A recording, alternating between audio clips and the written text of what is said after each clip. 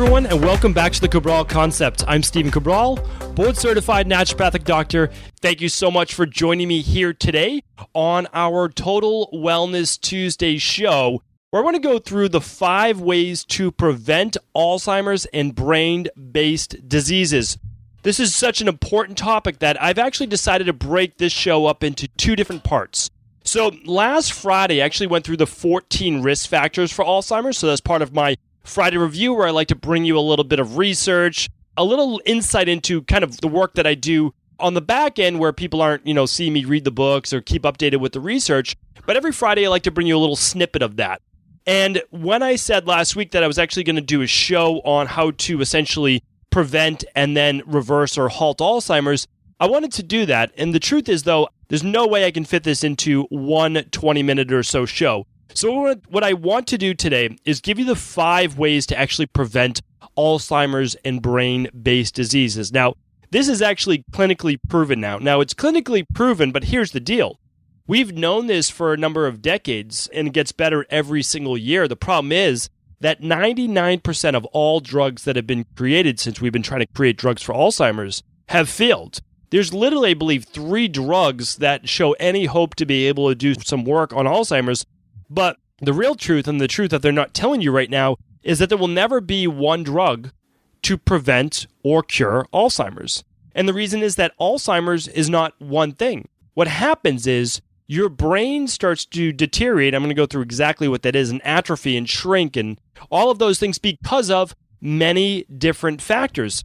So unless you know what those factors are, we're going to go through all 5 of them today, you don't know how to stop or slow or prevent Alzheimer's from happening. So what we should do is talk about this, is that Alzheimer's is not a death sentence. It's not something that you literally say, okay, my grandparents had it, my parents have it, and then now I have it. Because I just know from, my family alone that grandparents have had it. And so I have to look at that and say, okay, well, if that's in my genetics, what do I do so that I don't get it? How can I help others in my practice? And then the same with my own family to make sure that my children and their children's children, they never have to worry about things like this.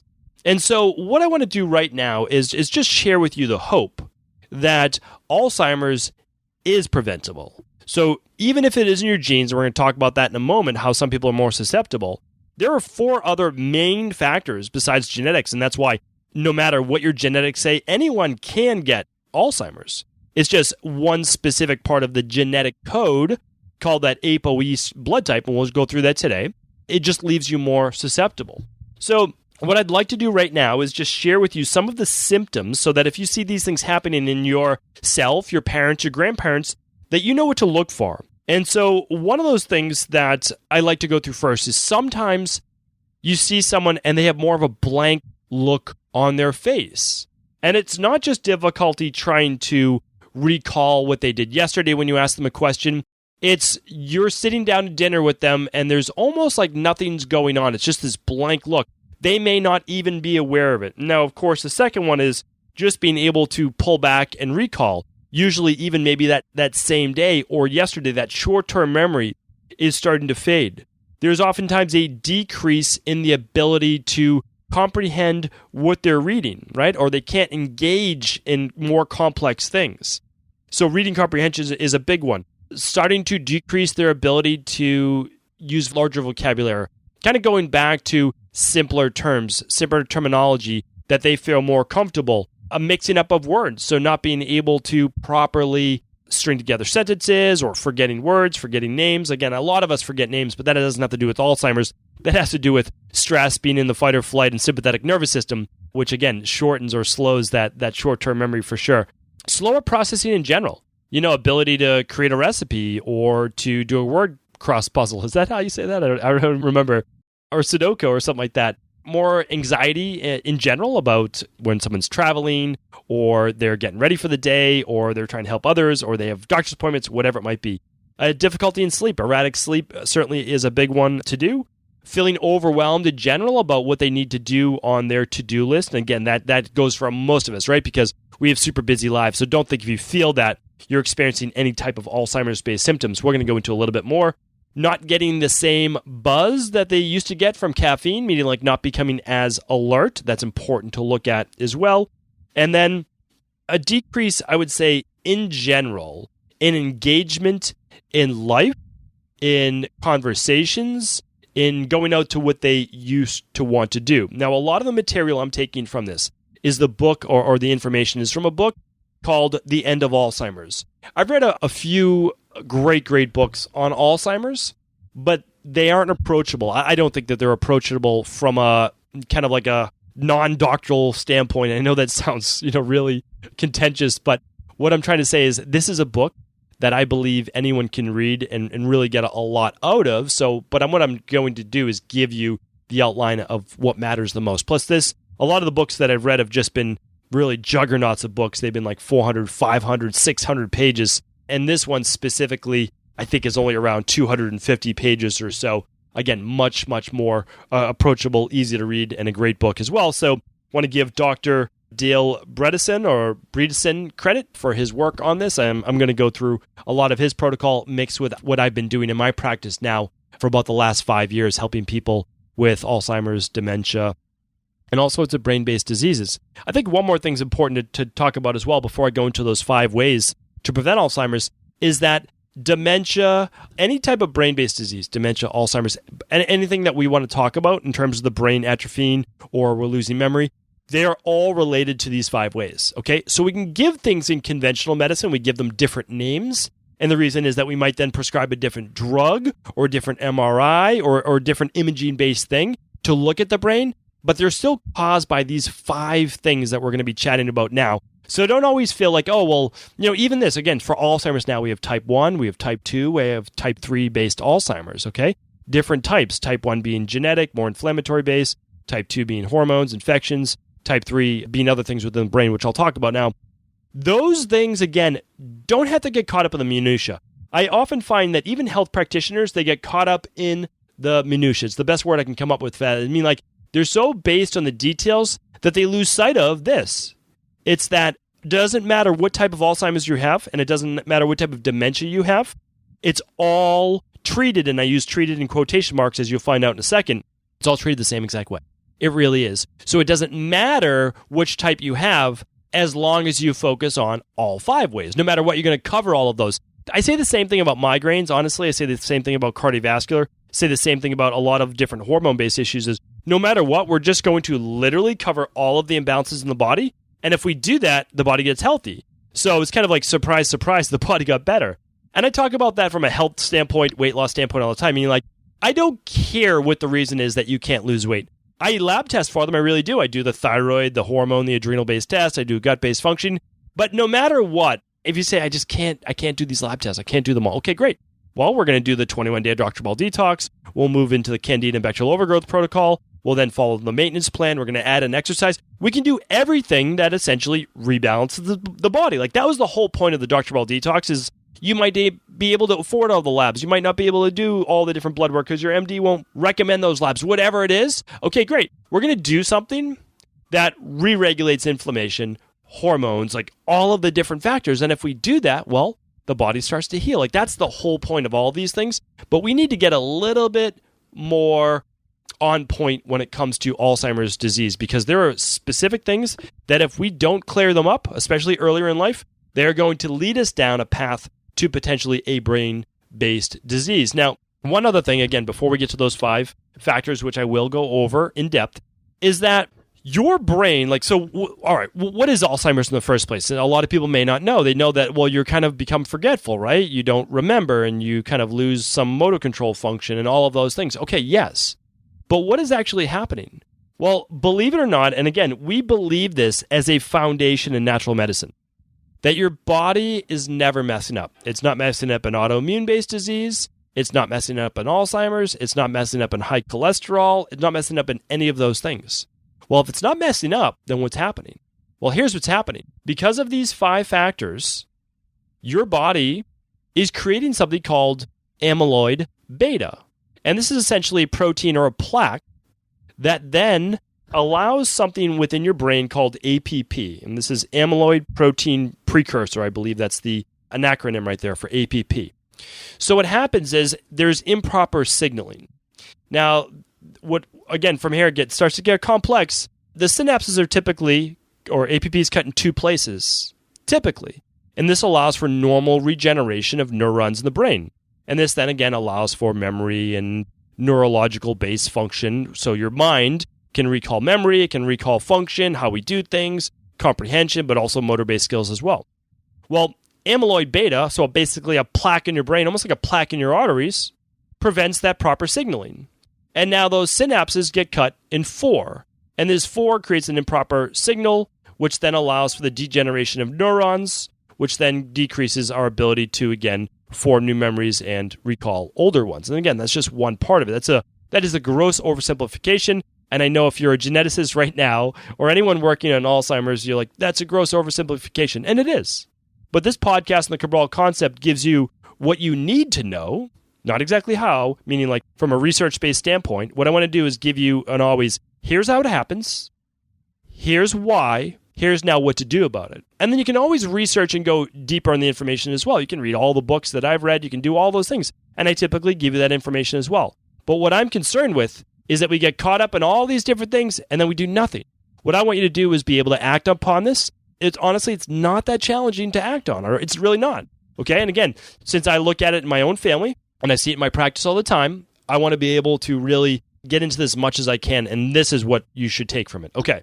So now that we know the brain is creating this thing called amyloid beta, or just amyloid plaque, we want to look at this. Why is it happening? Here's why. Here's the 5 ways. So for one, it's created by hormones. I'm going to include blood sugar in this, and I'm also going to include inflammation in this because they're all part of the inflammatory complex. So if we look at it right now, we know that thyroid malfunction, okay, lower amounts of T3 and T4, and a higher level of TSH can be a precursor. We know higher levels of cortisol could be a precursor, which then also create more inflammation. We know higher levels of estrogen and lower levels of progesterone can then lead to more inflammation and a precursor for Alzheimer's. We also have to optimize pregnenolone, testosterone, and DHEA, something we do all the time in our anti-aging based practice. What do we run? We run the thyroid plus adrenal plus hormone test. So again, you're welcome to look at all those hormones with that one test. It's part of my big 5. I'm going to link everything up in the show notes today. I really am going to do a summary at the end to make this easier, but it's on today. Just go to stephencabral.com/732.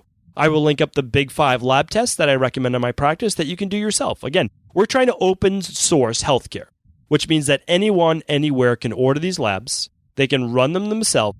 They can get the results that they need, and then they can get a program to get their body balanced. That's what it's all about. Okay.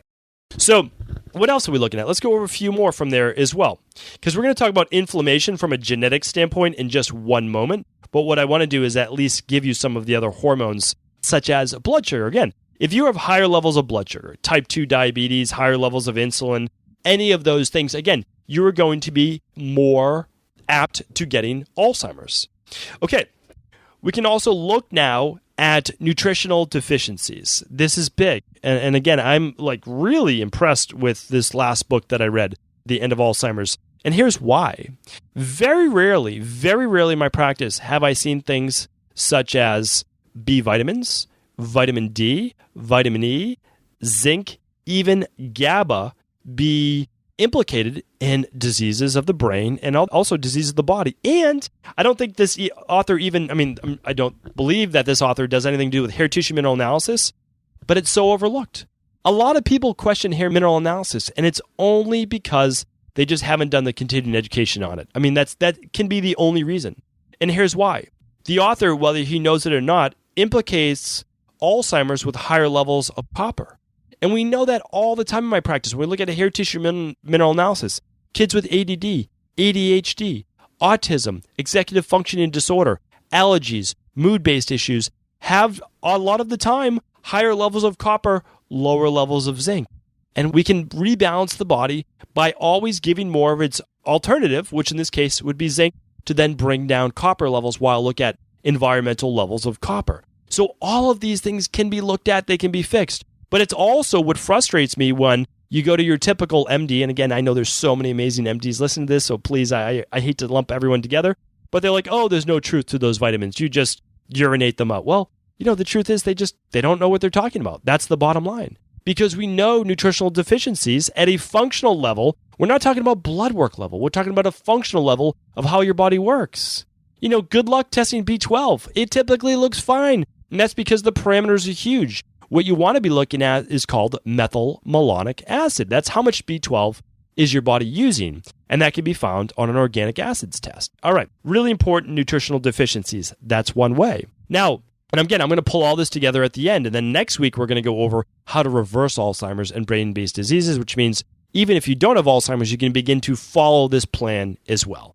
All right, number 3 is viruses, infections, and I want to include mold toxicity with that as well. It's going to be part of my 5th, but mold goes along with infections. Okay, here's why.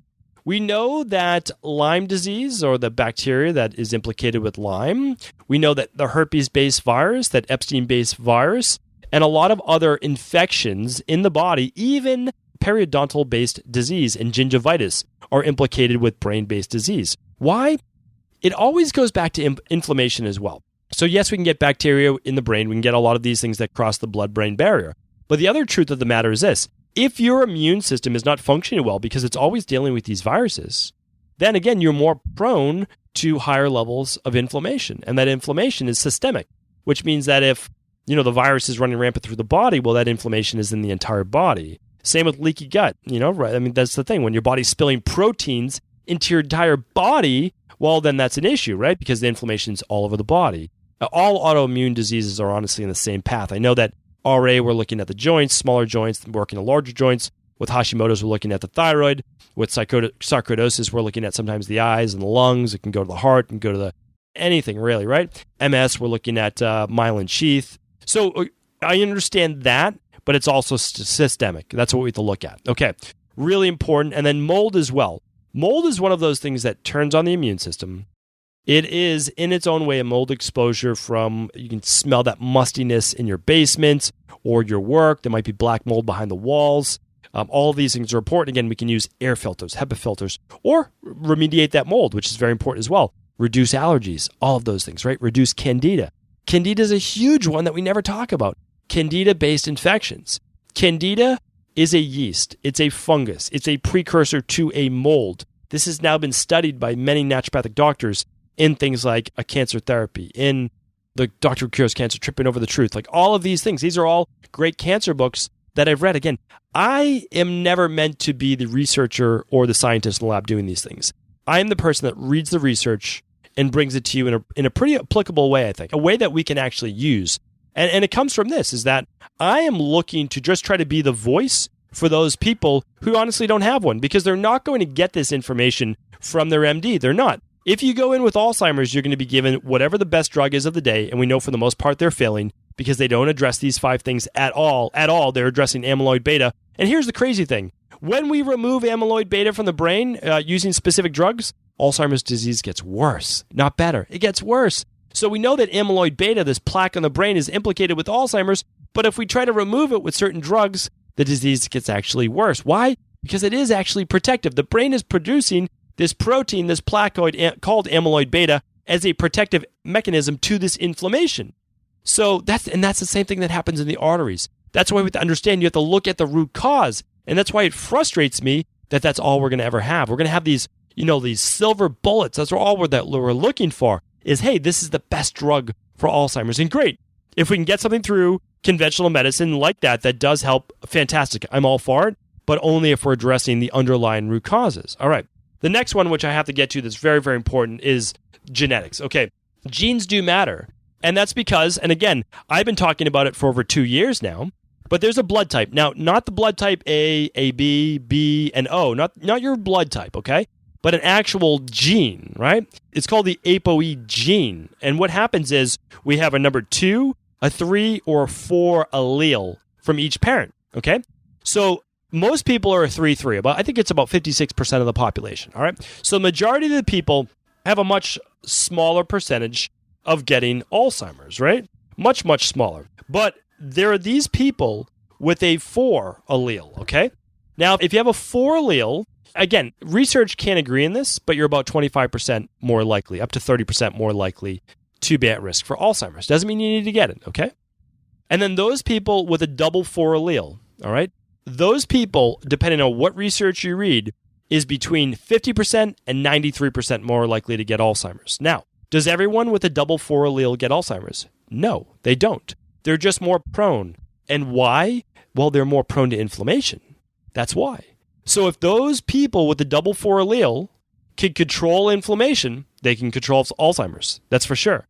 And once I give you this fifth one, you're going to know all the ways in which to control Alzheimer's. And you're also going to know from the previous show on Friday the 14 risk factors for Alzheimer's. Now, you'll check out that show. You'll know that the majority of those can be run with what I call the Big 5 lab tests, plus an annual blood work to have your CRP run, your homocysteine, and a few other factors as well. Okay, so if you run the genetic test, I'm going to link that up today. That's not part of the Big 5, but I will link up the genetic test today. Okay, when you run that, you will actually be able to see if you are a 2-2, which is very rare, a 2-3, a 3-3, a 3-4, or a 4-4, okay? You can even be a 2-4, which is very rare as well. But if you have one copy of the 4, you're just more likely to be prone to inflammation. Now, what does that mean? Well, all the things that we've been told in typical health expert fashion are wrong for the 4-4. I want to do a whole show on this again, but here's the thing.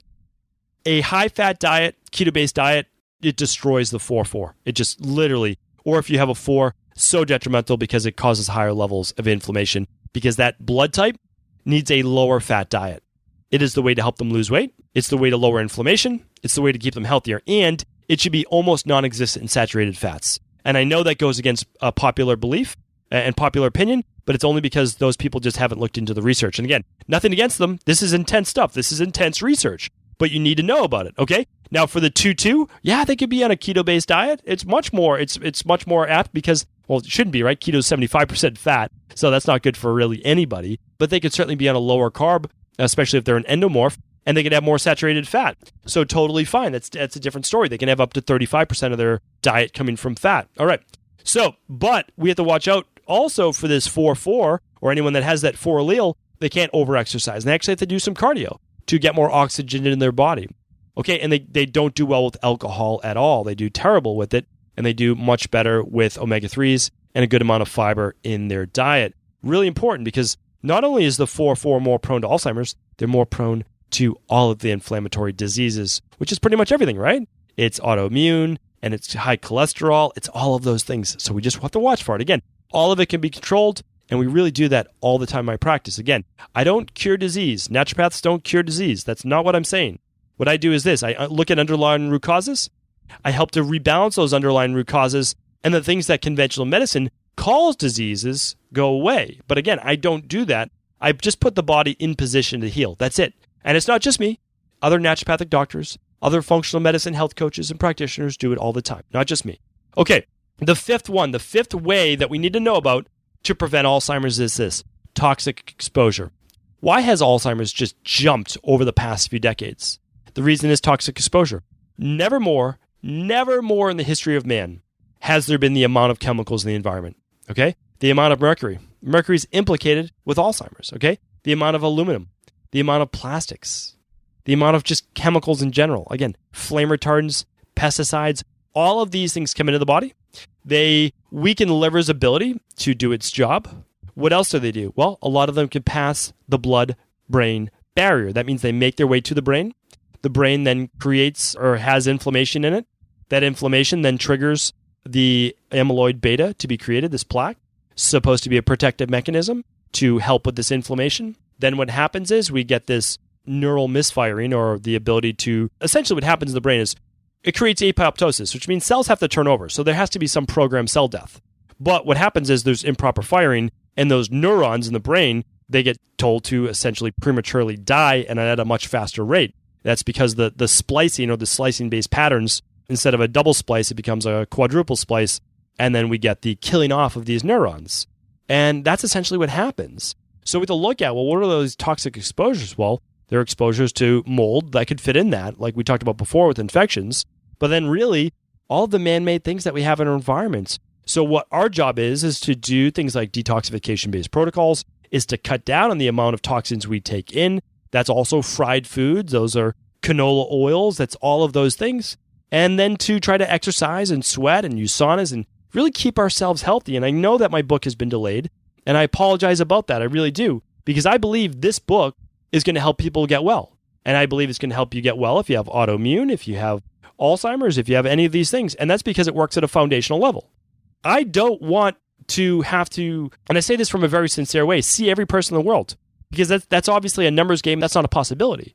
What I want to do is pass on this foundational level, this foundational knowledge, I should say, that is not mine. It's what I've accumulated now over 20 years. And it really has been 20 years of digging deep, reading thousands of books, studying all over the world. And that's what we need to get to. That will take care of all 5 of these: the inflammation, the nutritional deficiencies, the toxic exposures, the genetics. Okay, if you have these genetic-based things, well, what do? Well, you still work on lifestyle, nutrition, and detoxification. It still takes care of the, again, MTHFR, COMT, ApoE, like all of these things, they're still taken care of with good food, good nutrition, good exercise, sleep, foundational things that I'm going to be talking in my book from a really foundational level of how to implement. So those are the big 5. You can test them, all right? You can test them. You can test your levels of inflammation, your hormone exposure, your blood sugar. You can look at your nutritional deficiencies through things like the organic acids test and the hair tissue mineral analysis, okay? You can look at viruses, infections, and mold. You can look at those also through things like the organic acids test. You can look at your genetics through something called the genetic test.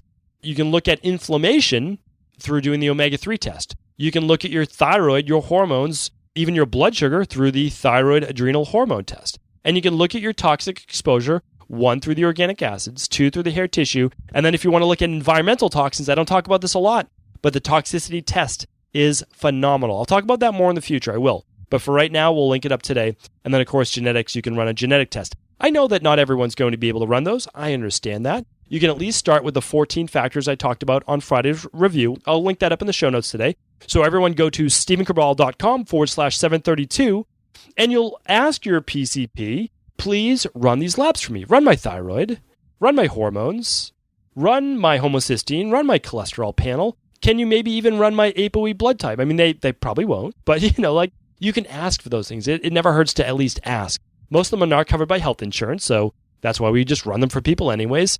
And this is the way to look at those things. So here's the deal. Well, you say, how does it prevent it? Well, if your hormones are balanced, if you've made up for your nutritional deficiencies, again, what if you can't afford it? Do something like the Dr. Ball Daily Protocol, or at least the Daily Nutritional Support Shake. And if you don't want to use the Equilibrium Nutrition products that I formulate, that's okay. Use another functional medicine brand. Just make sure it's a good one. Use Thorne. Use Orthomolecular. Use Pure. Use Integrative Therapeutics. Use a good functional medicine brand. Work with your functional medicine doctor. But you need to do something. You can't just not do it. You can't pretend it doesn't exist. And you can't listen to conventional medicine because they're not going to give you the straight answer. Only because, not that they don't want to, they do. They have your best interest in mind, but they haven't looked at it. They haven't researched. They haven't gone deep enough because this takes an insane obsession. That's it. But again, if you balance your hormones, you balance your nutritional deficiencies, you knock down the herpes virus, you knock down the Lyme, you knock down those things, you balance out the genetics with what works best for your body, and you do something like a quarterly Dr. Ball detox or your favorite functional medicine detox to eliminate toxic exposure, you're doing everything you can to eliminate your chances to get Alzheimer's and brain-based diseases. And that's all that you can do. I say it all the time. If I were to get X, Y, and Z, I tell myself, you know what? You did everything you could. You did everything you could. No regrets. The big thing is you have to have no regrets. And you can do this. This is not a complicated thing to do. It's really not. You can even start with something as simple as the Dr. Ball Detox, which is what I recommend. Why? Because it teaches you the foundation of how to eat well, how to get well, balance everything out, and then there's a maintenance plan to it that you can follow. And again, costs less than a week of food. If you do it for 21 days, even better. You start to strip the body of more and more of those toxins. But again, I want you to do what feels right for you. If you like to test first, test first. That's a great thing to do. You see what your baseline is. You might be doing great. That's a great thing to see. And then after that, you can decide what works best for you. I'm going to keep it at that for today because next week I'm going to be back with how to reverse, meaning like you start to see the signs of Alzheimer's, you, parents, grandparents, friends, family, community, share that podcast with them. Really, it's going to help them to reverse the Alzheimer's that they may already feel that they're having. And if you don't have Alzheimer's, well, it's going to teach you what to do, of course, how to not get that in the first place as well. Thank you so much for tuning into the Cabral Concept. Please, this is an important show. Please feel free to share this with anyone and everyone you believe it could help. As always, thank you so much for tuning into the Cabral Concept. Your support means the world to me. That's why this month I want to give away my brand new full spectrum vitamin C supplement. This is a product I've been using in my practice now for close to 5 years, but has just debuted on our online store. It combines the absolute best of functional medicine nutrition with natural food-based ingredients, including acerola, quercetin, and hibiscus, which are world-renowned anti-inflammatory and anti-aging antioxidants. They literally squelch free radical and oxidative damage in the body while repairing your hair, skin, nails, and muscle tissue.